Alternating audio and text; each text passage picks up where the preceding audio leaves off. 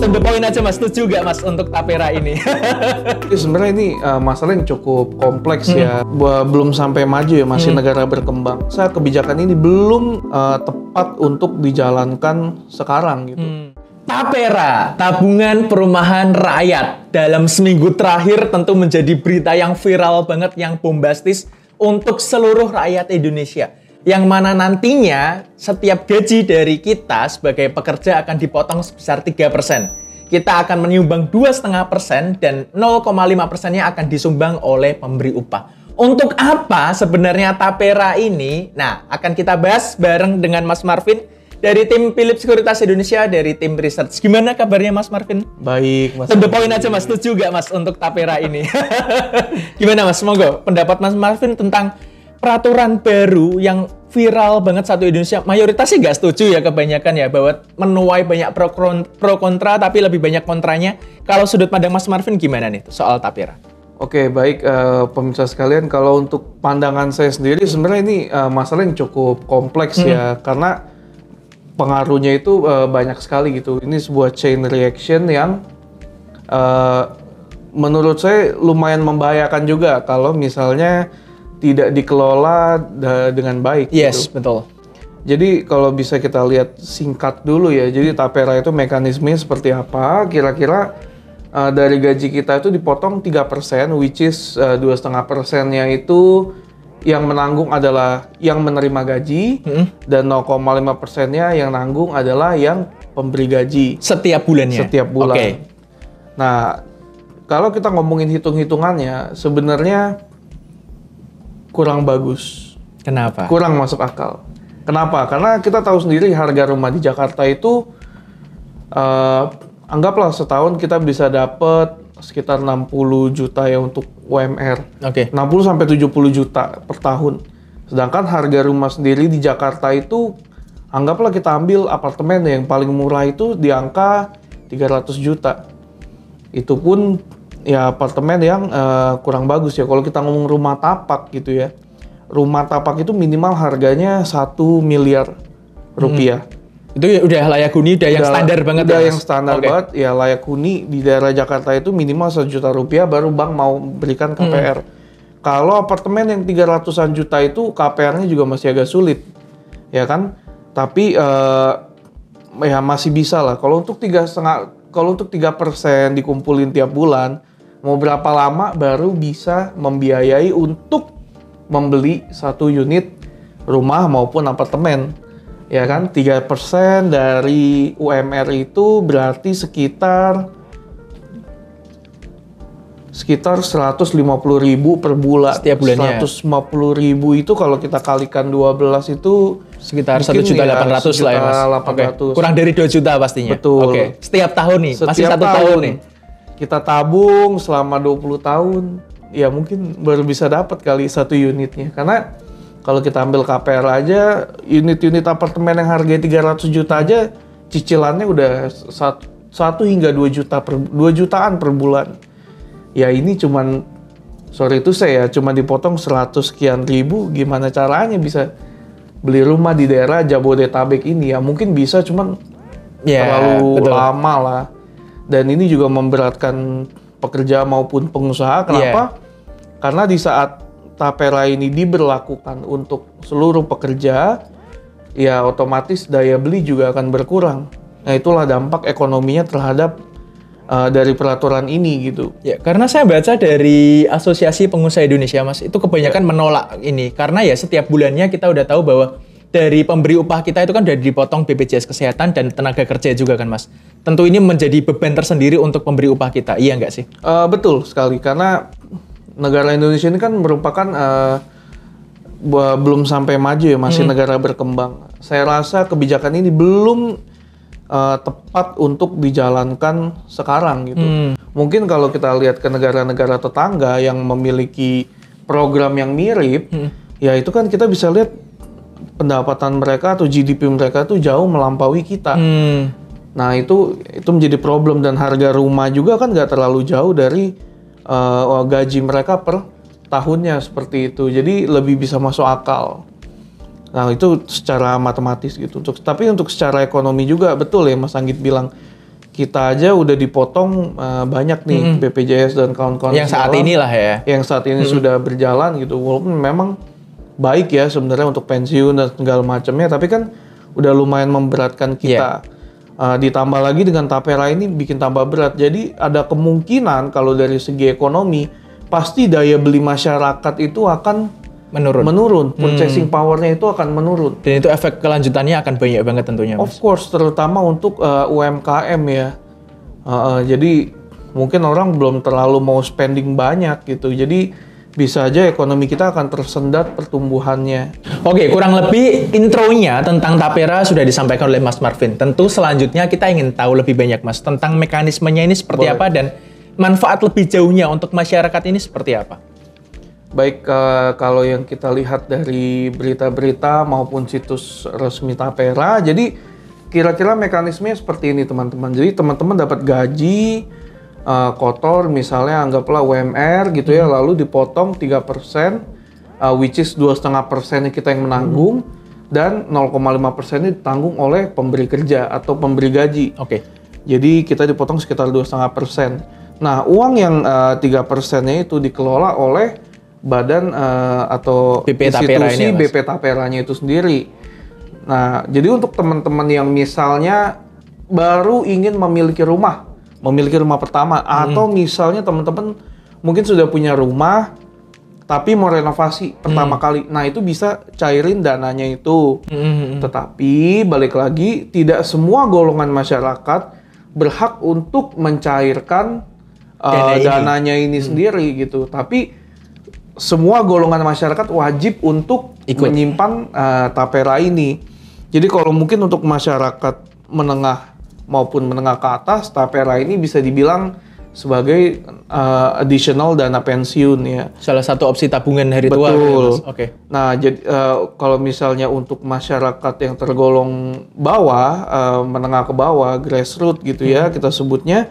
Nah, mungkin ini bisa dimanfaatkan oleh teman-teman.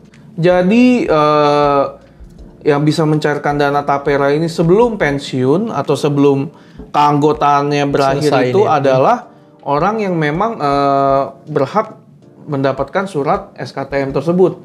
Apa sih surat SKTM? Ya, itu surat keterangan tidak mampu. Jadi seperti itu. Jadi tidak semua golongan masyarakat ya Mas Anggit bisa menikmati tapera ini gitu. Dan untuk harga rumah di Jakarta pun saya rasa masih belum bisa juga.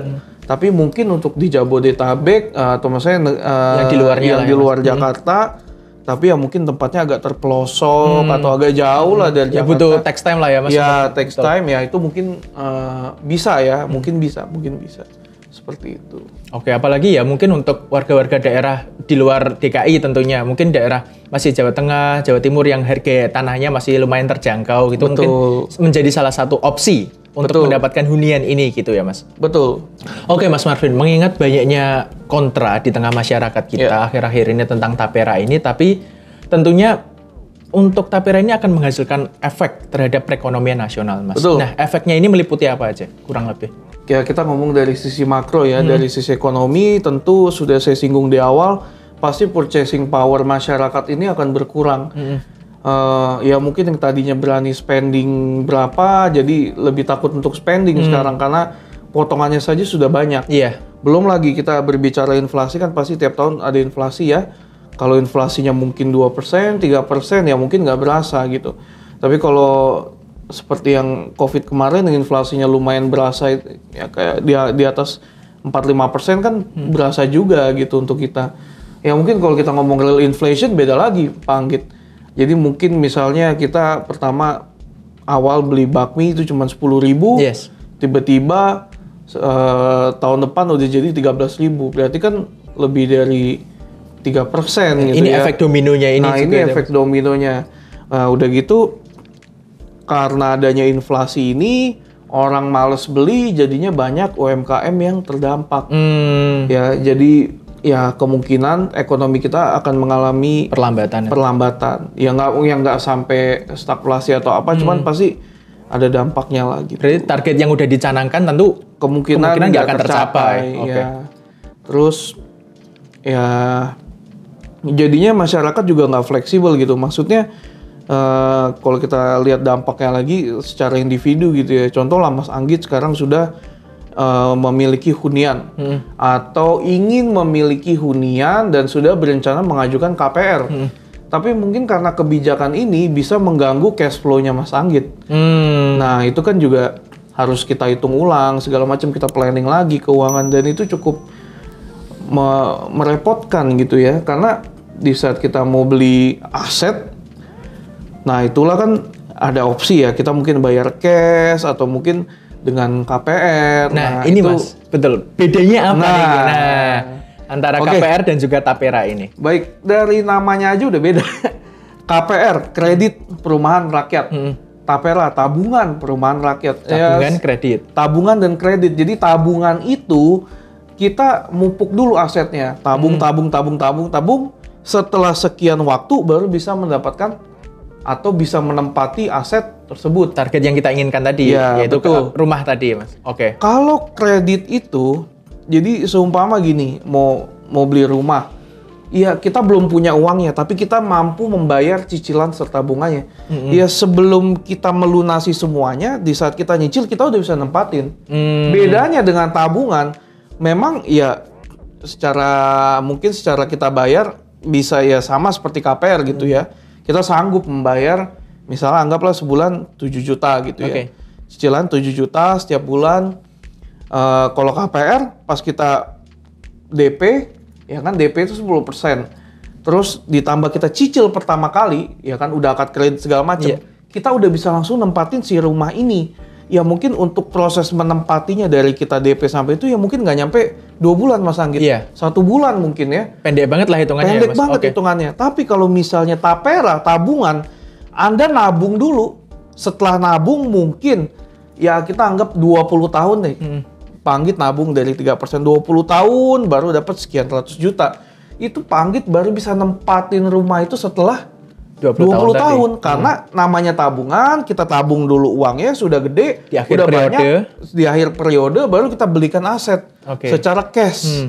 Nah itulah yang membedakan antara tabungan dengan KPR. Jadi ya rugi di waktu sebenarnya. Belum lagi nilai uang kita tentu 20 tahun lagi udah beda nggak sih, Mas? Betul. Nah. Jadi bagi semua tahu ya, mungkin kalau dalam dunia keuangan kita familiar lah dengan namanya time value of money gitu ya. Nilai waktu uang. Jadi mungkin hari ini Mas Anggit 10.000 udah bisa dapet nasi uduk. Dan cukup makan gitu ya, Mas? Iya, mungkin tahun depan Mas Anggit dengan uang 10.000 udah nggak bisa dapet nasi uduk yang sama. Mungkin dapetnya ya cuma tempe, cuma nasinya, nasi uduk juga. Tapi mungkin tadinya dapat tempe sama bihun sama tahu. Sekarang tahunya di take out. Sisa tempe sama bihun. Tahun depan lagi tempenya hilang. Tempenya kurang setengah. Tahun depannya lagi bihunnya yang dikurangin. Tahun depan lagi nggak dapet tempe di harga yang misalnya 10.000 terus gitu selama mungkin 4-5 tahun gitu. Apalagi ini tabungan yang 20 tahun dan ya mungkin ini masih awal ya. Jadi belum begitu jelas apakah tabungan ini kita mendapatkan bunga atau tidak. Tapi sepertinya selama yang saya baca selama ini belum ada omongan dapat bunganya berapa. Berarti kan uang kita udah kemakan inflasi. Jadi di saat mungkin masa pemupukannya berhasil atau di akhir periode, ya belum tentu juga bisa membeli rumah yang sama dengan yang sekarang, iya, ibarat gitu ya, Mas? aset yang dituju gitu. Jadi ya sebenarnya bukan solusi juga gitu. Sampai dengan mungkin ada berita lagi untuk koreksinya ya. Mungkin betul. ada bunga yang dikenakan atau gimana gitu. Kalau dari sisi mungkin ya masyarakat atau sebagainya mungkin bisa kalau untuk kepemilikan rumah bisa diperbantukan dengan KPR-nya.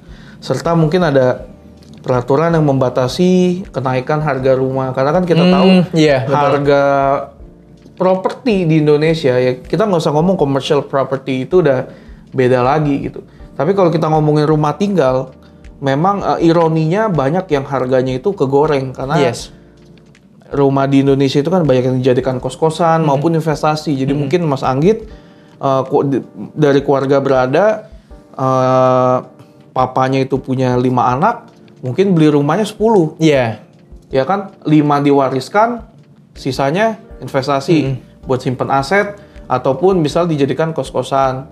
Nah, jadi kalau banyak orang yang melakukan seperti itu, atau bahkan kita ambil contoh ekstrimnya karena sudah terlalu kaya gitu ya, maksudnya mungkin uang anggurnya sudah kebanyakan, lalu diberikan properti bukan cuma 1-2 bapak ibu, mungkin satu klaster dibeli semua, ya terus dia sewa-sewain, ya pasti harganya juga akan naik, karena kan dalam ekonomi kita selalu mengenal yang namanya supply and demand. Yes.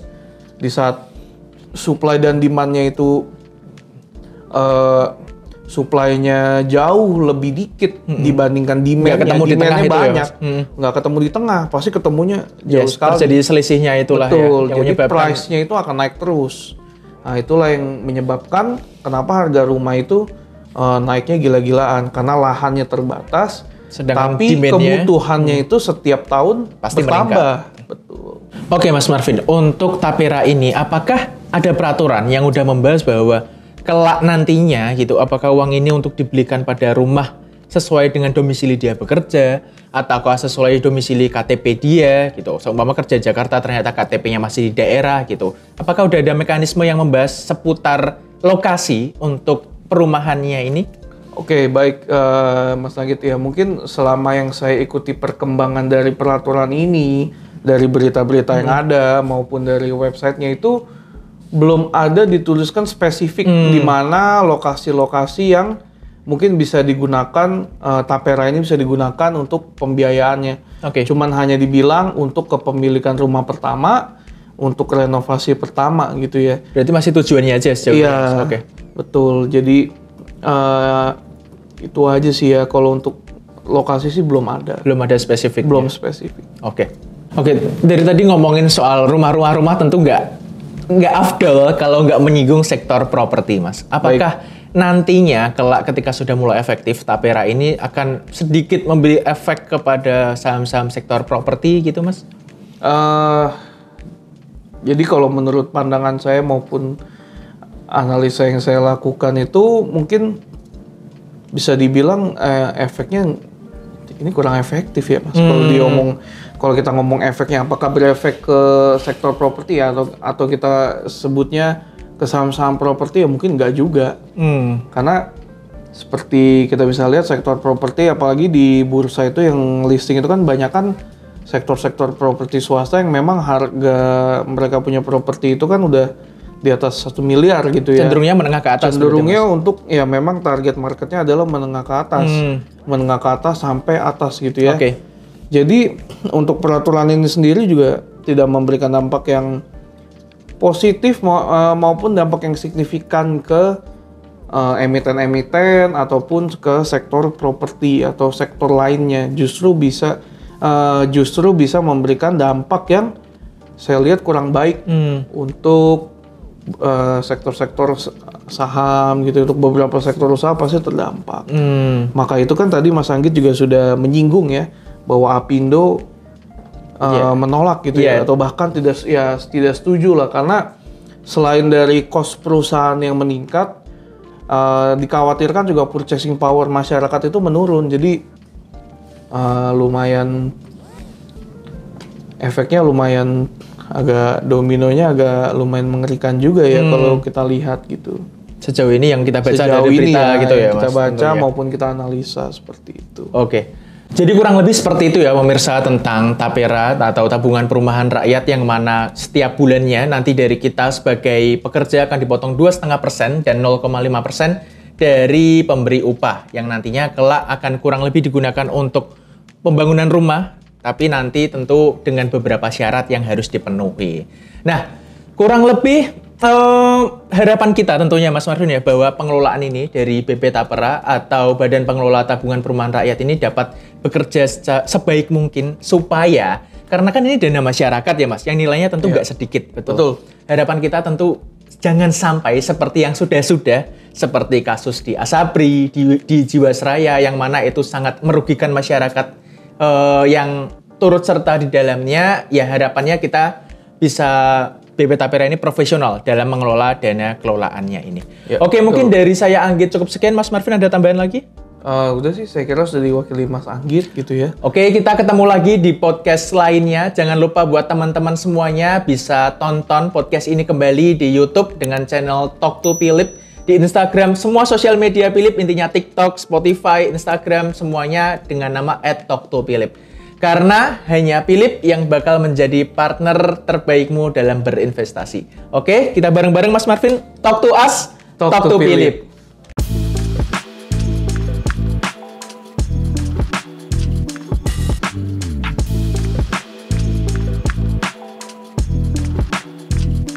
Nah, gimana nih videonya? Menarik kan? Jangan lupa like, comment, dan share ke teman-teman kamu.